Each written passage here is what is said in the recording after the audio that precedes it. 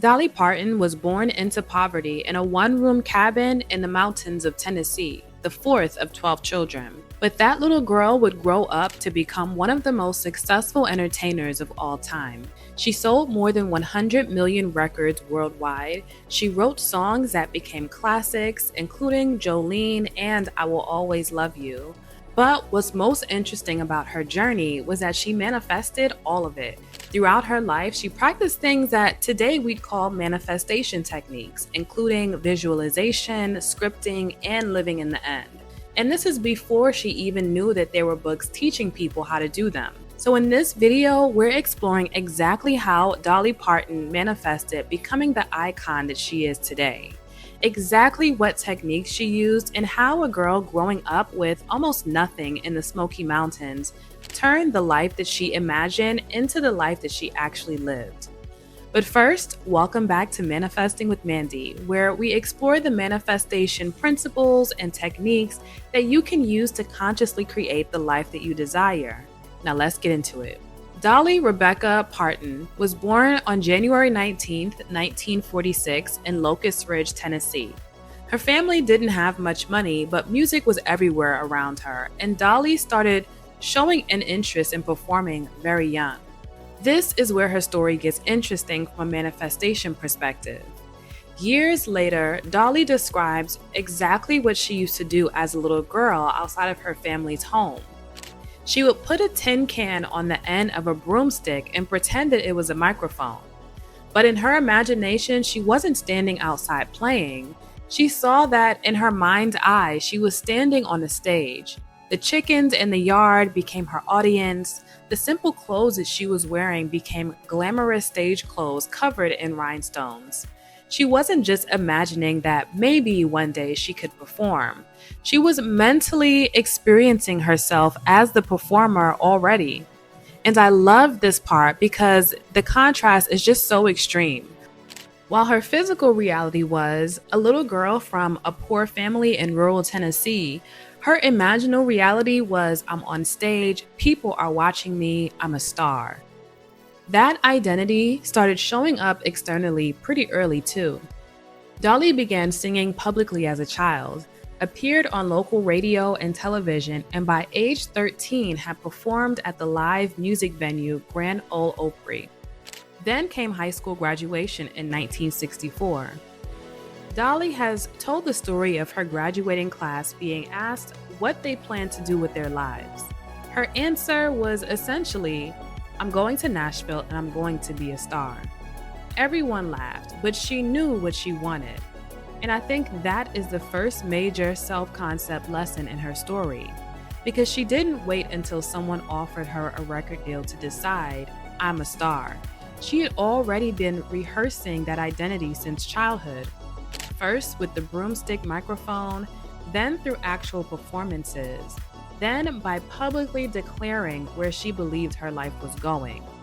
And the very next day after graduating high school, Dolly got on a bus and moved to Nashville to pursue music full-time. Then reality said, not so fast. Now, if this were one of those stories where Dolly moved to Nashville and immediately became famous, this wouldn't be nearly as interesting, because she didn't. She encountered rejection. Record executives turned her down. One later biographical account even says that an executive compared her distinctive voice to a screeching owl. Eventually, Momentum Records signed her. So, success, right? Well, not exactly. Dolly wanted to be a country singer, but Momentum Records initially tried to market her as a pop artist. The music wasn't selling, and yet none of those circumstances became the final destination or definition of Dolly Parton. Eventually, the label allowed her to record country music. So in 1967, her single Dumb Blonde became her first country hit. In that same year, country star Porter Wagoner invited her to join the Porter Wagoner Show, a nationally syndicated television program that gave Dolly the exposure to a much larger audience. That's when things really started moving. This is where Dolly's story starts sounding increasingly like a manifestation case study. In an interview, Dolly talks about discovering books on positive thinking as an adult. And she essentially said, wait, people wrote books about this? Because she realized that she'd already been practicing those ideas throughout her entire life. She described herself as having tremendous faith and said that even as a little girl, she would daydream so intensely that she would see things happen. And then, according to Dolly, they would. That's fascinating to me because Dolly wasn't saying, I learned a manifestation technique and then I became successful. She's describing something much deeper, a way of thinking that had already become natural to her. And if you've watched my other videos, you know why this matters. We are always manifesting whether we know it by name or not. So Dolly's circumstances said, poor girl from rural Tennessee. But Dolly's internal identity seems to have been saying something completely different. And then there's another practice Dolly used that sounds almost exactly like something the Law of Assumption and Neville Goddard and many others taught. Dolly was living in the end. In a 1977 interview with Rolling Stone, Dolly talked about something she'd apparently been doing for years. She was a list maker. She would write down her goals and plans, but here's where it gets interesting. If there was something she really wanted, Dolly said she would write it down, concentrate intensely on it, visualize it happening, and then mentally go through the motions as if it already happened. Now, if you know Neville Goddard or if you've watched the other videos on this channel, you already know where I'm going with this. That is essentially living in the end. Neville taught that instead of imagining yourself trying to get your desire, you imagine from the state in which the desire has already been fulfilled. Not I hope I become successful, but what would I experience if I already were successful? Dolly was mentally experiencing the outcome as though it were already done. And she said she put those lists away somewhere she couldn't see them. Then years later, she'd find them again, and she'd be amazed by how many things she'd written down that actually came to pass. She would literally mark them off as they came true. And she said that she viewed that as proof of the power of positive thinking. But Dolly wasn't just writing goals, she was experiencing them internally before experiencing them externally. That's the part I don't want us to miss. By the early 1970s, Dolly had become successful through the Porter Wagner Show. But eventually, the opportunity that had helped her become famous started becoming a limitation. Dolly wanted complete control over her career. She wanted to leave the show and establish herself independently. Porter didn't want her to go. Their professional relationship had become strained, so Dolly made another decision that required her to trust the future she saw for herself more than the security she already had. So she left. And she wrote Porter a goodbye song. You've probably heard this one. The hit single, I Will Always Love You. The song reached #1 on the country chart.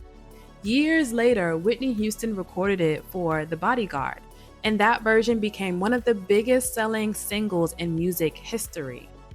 Think about the symbolism of that for a second. Dolly had to leave something successful to become the version of herself that she imagined next. That's another lesson I think gets lost in conversations about manifestation. Sometimes living in the end isn't about waiting around for something to arrive. Sometimes your self-concept changes so much that your old circumstances, old life, and even old connections and relationships no longer fit who you've decided to be or where you're going next. The circumstances weren't always perfect.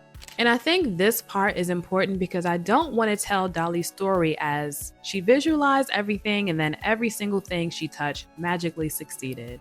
That's not what happened. She experienced rejection at the beginning like we all do. Some of her early records went nowhere. She dealt with creative conflict while working with Porter Wagner. Her crossover ambitions weren't universally embraced. And not every Hollywood project was 9 to 5. Her later movie, Rhinestone, for example, was poorly received. There were ups and downs, and that actually makes the manifestation component even more compelling to me, because your assumption doesn't mean that every individual circumstance has to look perfect at every moment. We talk about this all the time. Circumstances don't matter. And if you need a reminder, you can check out the video I created about this in the description box. Dolly could have allowed any one of those moments to become a new identity. Nobody likes my voice, my records aren't selling, maybe I should stay in the position that's already working. Maybe I went too far. But there's a difference between experiencing an unwanted circumstance and becoming it. Dolly continued returning to the larger vision she had for herself. And after researching Dolly, I actually don't think that visualization or scripting is the most interesting manifestation technique that she used. I think it's her self-concept. Because techniques are things that you do. Self-concept is who you believe yourself to be. And Dolly's sense of identity appears to be extremely consistent throughout her life. And I think that's also why her visualization worked the way that she described it. So she wasn't spending 20 minutes visualizing an amazing future and then spending the rest of the day imagining or identifying as someone incapable of having it. The techniques were supporting an identity that she was already repeatedly choosing. And that's where I think the real lesson is. Dolly imagined beyond her circumstances. She developed an identity that matched where she intended to go.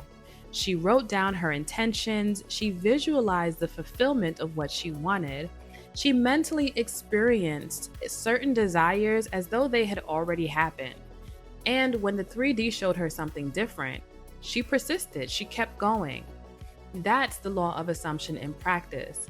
Not pretending unwanted circumstances don't physically exist, but refusing to let them decide who you are or where you're going in life. So maybe there's something that you've been imagining for yourself that currently looks nothing like your current life. Maybe the evidence isn't there yet. Maybe other people can't see it.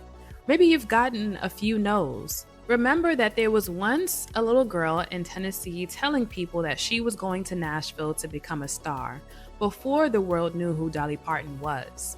So the world didn't know yet, but she did. If you've enjoyed this real manifestation success story, don't forget to hit the thumbs up button and subscribe because I post new videos every single week.